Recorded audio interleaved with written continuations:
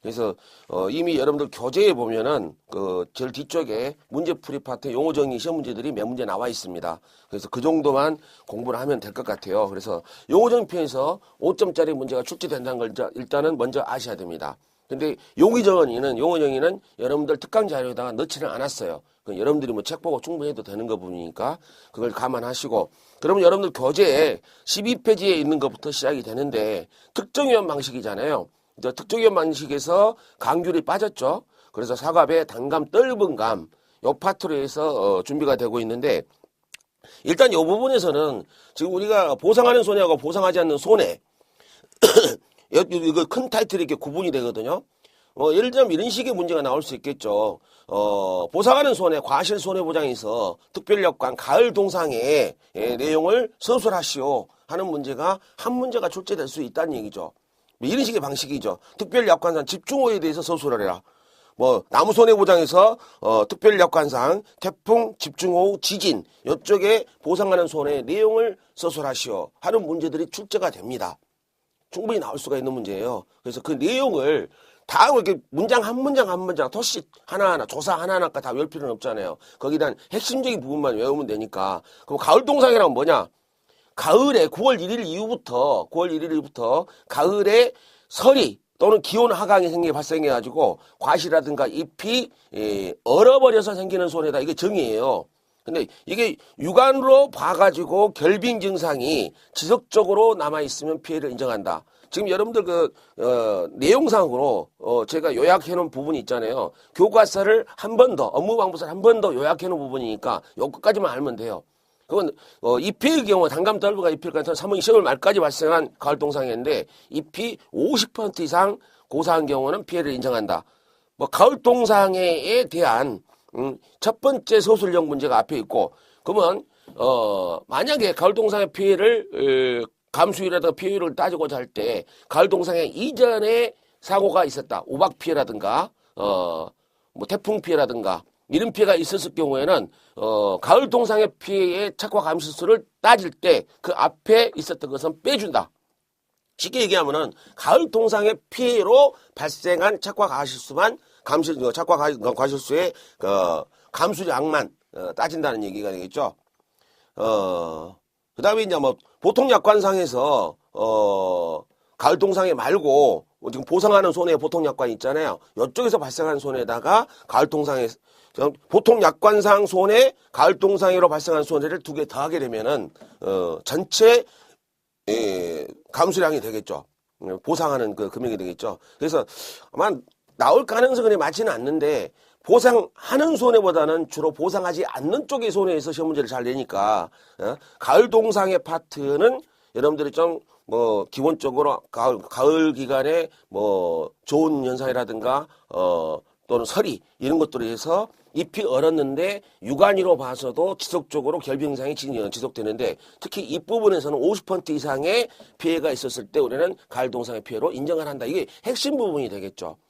자, 우리 주관식 시험 문제 푸는 방법 중에 하나가 서술형 문제 완벽하게 100% 쓸 수는 없어요. 완전 교과서를 달달달 외우고 하나도 빠뜨리지 않고 다 썼을 때 10점 한 문제당 10점이 10점이 되는 거고 20점이 20점이 되는 건데, 그건 좀 불가능하거든요. 그렇다면 키워드 중심으로 10점이면 10점 문제에 7점, 8점을 맞아가는 전략을 피우는 거예요. 그럼 거기에 핵심적인 키워드를 갖다 우리 잡아가지고 우리 서술형 문제에다 집어넣어주게 되면은 채점관들이 거기에 부분 점수를 주게 되는 거죠. 키워드가 완벽하게 들어있기 때문에 만점을 주겠죠. 집중호에 중요시되는 부분은 뭐예요? 80mm 이상의 비가 내리는데 기본 시간이 12시간이에요. 이런 경우를 집중호우라 그러죠. 기상특보 발령이 되면 무조건 집중호우 경보랑 집중호우 주의보가 있잖아요. 이 경보가 발령되면은 집중호우 특별약관 대상이 되고, 그 외에도 호우주의보가 발령이 안 됐지만은 기상관측소 3군데 이상에서 기상청이 설치한 기상관측소 세 군데 이상에서 누적 감수량을 조사했더니만은 12시간 80mm 이상이 넘었더라. 그럼 역시 집중호우 피해를 인정하는 기준이 됩니다. 그 다음에 이제 특별약관상의 태풍, 강풍에서 최대 순간 풍속이 나오죠. 14m/s. 초속 14m 이상이었을 때 우리는 강풍이라고 한다. 그리고 태풍, 강풍, 미른 송해에 대해서 특별약관상, 보통 약관이 아니죠. 하는 부분이니까 여기서 우리가 알 수 있는 것은 집중호의 기준에 빈칸치기가 나올 수가 있죠. 그래서 12시간 80mm. 그 다음에 강풍의 경우는 14m/s. 요건 기억을 하셔야 돼요. 그래서 이쪽에서는 빈칸치기 문제가 나올 수 있는 게 입이 50% 이상 고사했을 때 EPL을 인정한다. 단감 떫은감에서 10월 말까지죠. 그래서 보상하는 손해 파트의 빈칸치기 문제로 해서도 나올 수 있는 부분이다. 그러면은 오른쪽에 보상하지 않는 손해가 있죠. 보통 약관상 여러분들이 외우는 방법까지 제가 만들어 드렸어요. 과실 손해보장 보통 약관, 태풍, 우박, 지진 이렇게 나와 있잖아요. 요 전체 내용을 여러분들이 외우는 방송으로 이건 외워야 되니까요. 고수, 고통, 병보, 특간, 014 저라고 하는 외우는 방식을 제시를 했어요. 그래서 이 고수, 고통, 병보, 특까지가 주로 공통된 부분들로 나중에 보상하지 않는 손해 쭉 나와요. 여기가 비가림 시설이 되기도 하고 하우스 시설이 되기도 하고 그럽니다. 근데 지금 특정위험 방식 보통 약관에서 이 내용을 알아야 되겠죠. 고하고 수고하고 통하고 병보 특비하고. 그래서 1번에 고가 나와 있죠. 계약자 피보험자 또는 그들의 법정 대리인이 고의 또는 중대한 과실로 이게 지들 잘못으로 생긴 손해예요. 그래서 고자의 고의 또는 중대한 과실의 손해 발생. 누가? 계약자, 피보험자, 법정 대리인. 2번에 수고가 나와 있어요. 수학계 계약자 또는 피보험자의 고의 또는 중대한 과실로 수학을 못한 경우 손해. 그리고 통짜가 나와 있죠. 통짜는 통상적인 연도 활동을 안 했는데 여기까지만 써도 답이 됩니다. 근데 그 앞에 나와 있죠. 병충해 방제를 안 했거나 비료를 뿌리지 않았거나 시비관리, 전지전능, 가지치기를 안 했다든가 이런 경우에 있어서 발생한 손해. 이게 이제 통이에요. 고수고통. 병보특비는 병충해를 얘기합니다. 병충해 파트에서 병보특비. 병자에 들어가는 것이 어디 있어요?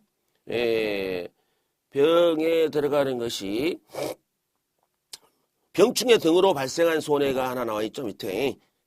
병충해 등으로 발생한 손해인데 그것과 비슷한 것이 간접손해도 있어요. 병보특간에서. 그래서 보상한 자연재해로 발생했는데 2차적 사고가 발생을 합니다. 2차적 사고로 병충해, 동록 등 간접손해가 나와 있죠. 그래서 병충해 등 화재 폭발 병충해 등에 발생한 손해, 그 다음에 간접손해까지. 그러면 보자는 뭐냐? 보자는 보상하지 않는 재해로 제방댐이 붕괴되어 발생한 손해. 특은 뭐냐? 기상특보가 발령된 거예요. 기상특보가 발령돼가지고 기상특보가 계약 체결하려고 하는데 지금 막 비가 내리고 있고 호우주의보가 발령돼 있어요. 호우주의보 발령돼가지고 설계사가 왔는데 거기다가 계약서 쓸 수는 없다는 얘기죠. 그래서 기상특보 발령 시 계약 체결 시점에서 기상특보 발령돼 있으면은 그걸로 인한 손해는 보상하지 않겠다. 지금 기상특보는 안 해줘요. 다음번에 태풍이 온다든가 호우주의보가 발생한다든가 이런 경우거든요. 이게 특이고 가는 간접손해고요. 014를 따로 정리해드렸는데 0도시 이상에서 발생한 이상조원. 그 다음에 14는 14m/s 태풍 강풍이죠. 그게 미만 바람은 손해 보상 안 해준다. 그냥 마지막으로 저자가 있죠. 저장과실. 그러니까 저장과실이니까 창고에서 발생한 손해.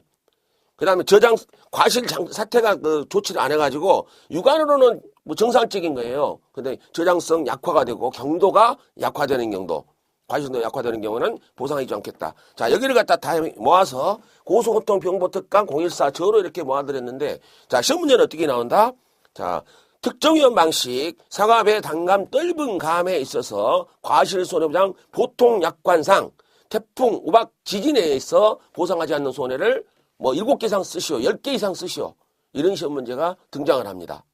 다 외워야 된다는 결론이 나와 있잖아요. 그래서 이런 내용들은 보상하지 않는 손해는 앞으로도 비슷하게 가요. 고소고통 병보 특비, 고소고통 하. 하나를 제대로 외우게 되면은 뒷부분도 할 수 있다는 얘기예요. 예. 그 다음에 이제 뭐 특별약관도 똑같다고 돼 있으니까 범동상에 가을동상에 뭐 집중호우, 그대로 똑같으니까 위에 것만 외우두면 되겠죠. 자, 나무손해보장의 특별약관 악의생간이라고 외우는 방식을 제시했습니다. 보상하지 아니하는 재해로 제방댐 등이 붕괴돼 발생한 손해. 위가 있었죠. 이게 보자에 해당되는 거 있잖아요. 그리고 악의생간으로 따로 만들어놨는데 회생 가능한 나무. 피해를 입었지만 살아있는 나무죠. 회생 가능한 나무. 기가 뭐예요? 재배기술 잘못으로 생기는 나무손해. 가는 간접손해에서 생긴 손해. 이렇게 해서 여러분들이 외우는 방식이 따로 있다면 그대로 가도 돼요. 그런 방식이 없다고 한다면은 제가 제시하는 방식으로 외워두면 될 것 같네요. 지금 여러분들 36페이지 정도가 자료가 제기가 되어 있는데 이 자료를 제가 뭐 여러분들이 응용할 수 있는 방법만 소개해드리고 설명드리는 부분이니까 전체적으로 일반 이론 강의하듯이 설명하지는 않습니다. 요건 이런 식으로 이용을 하세요. 이용을 하세요. 이용을 하세요.